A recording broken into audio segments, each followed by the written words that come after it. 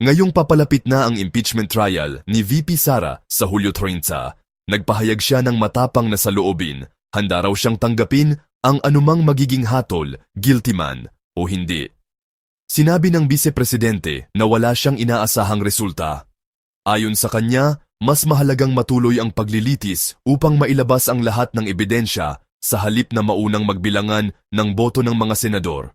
Giit pa ni VP Sara, abala na ang kanyang mga abogado sa paghahanda, ngunit pinayuhan na raw niya ang mga ito na ituloy ang paglilitis. Aniya, gusto raw talaga niya ng bloodbath, isang matinding banggaan ng argumento't ebidensya sa korte.